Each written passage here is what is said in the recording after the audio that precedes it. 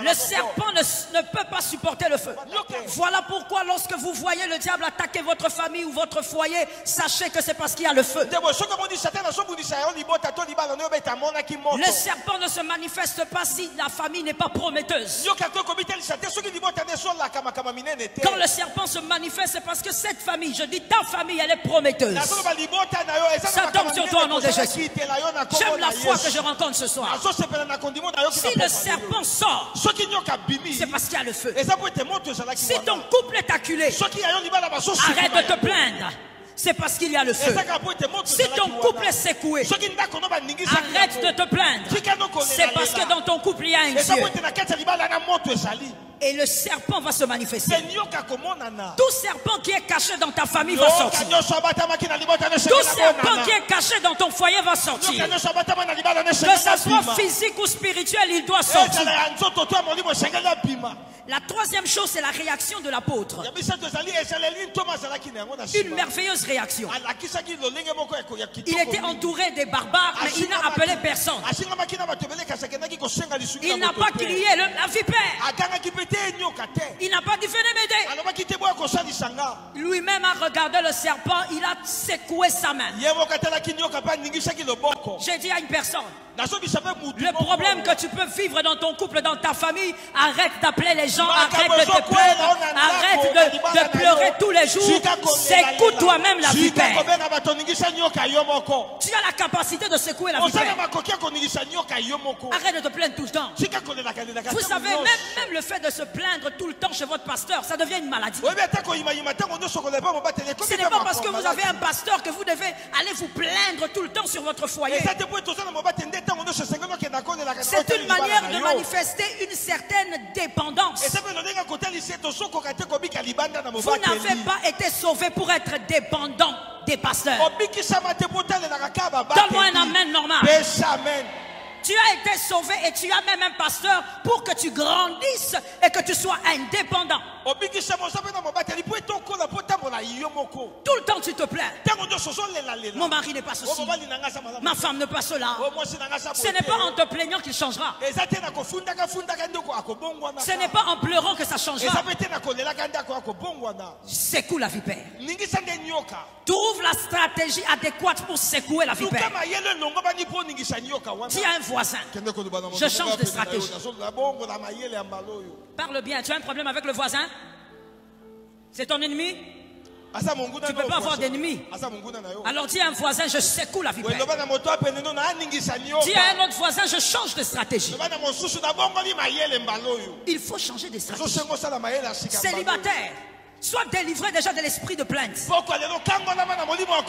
te marie pas en devenant comme les femmes que nous voyons aujourd'hui, qui se plaignent d'alpha oméga. Madame, monsieur, tu penses que les personnes qui se plaignent pas ont épousé des anges? Non. On ne se plaint que lorsque la limite est vraiment vue. Mais avant que la limite ne soit vue, on secoue la vipère. C'est à toi de faire tomber la vipère dans le feu. Je dis arrête de te plaindre. D'ailleurs, je vais te dire une chose. La plainte est l'arme des incapables. Lorsque tu vois quelqu'un trop se plaindre, en réalité il n'a plus d'arme. Et ce n'est pas normal. En Jésus tu dois toujours avoir des armes. Quand la communication ne marche pas, communique avec le Saint-Esprit. Quand la prière, tu sens qu'il y a quelque chose qui bloque entre un jeune. Si tu sens que les jeunes, c'est façon, va donner l'offrande. Mais avec Dieu, il y a toujours des stratégies pour vaincre le serpent. Arrête de te plaindre. Et arrête de te focaliser sur les choses qui ne marchent pas dans ton foyer. Parce que regarde, je vais ouvrir une parenthèse avant d'évoluer. Il y a une chose importante à comprendre dans le foyer. Lorsque vous êtes dans un foyer, apprenez à vous focaliser sur les choses qui déstabilisent votre unité. aux choses qui vous empêchent d'avancer. Regardez ce que certains hommes et femmes font. Au lieu de vous focaliser sur la chose qui vous empêche d'avancer et de vous accroître,